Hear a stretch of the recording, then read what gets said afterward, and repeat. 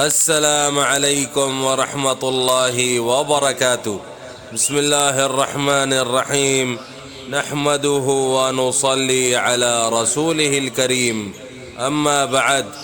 نبی صلی اللہ علیہ وسلم نے فرمایا، جب کوئی شخص کسی ایسے مریض کی عیادت کرے جس کی موت کا وقت ابھی قریب نہ آیا ہو، اور اس کے پاس 7 مرتبہ یہ دعا پڑھے: اسأل اللہ العظیم رب العرش العظیم ان یشفیک، اسأل اللہ العظیم رب العرش العظیم ان یشفیک، اسأل اللہ العظیم رب العرش العظیم ان یشفیک۔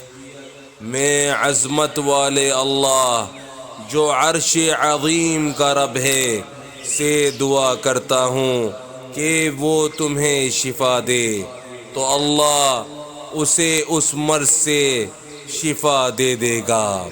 سبحان اللہ۔ بس میرے بھائیوں دوستوں، جو آج ہم نے پڑھا ہے سنا ہے، اللہ پاک ہمیں اسے سمجھنے کی، عمل کرنے کی اور دوسروں تک پہنچانے کی توفیق عطا فرمائے، اور حضور صلی اللہ علیہ وآلہ وسلم کے مبارک طریقوں پر چلنے والا بنائے۔ السلام علیکم ورحمۃ اللہ وبرکاتہ۔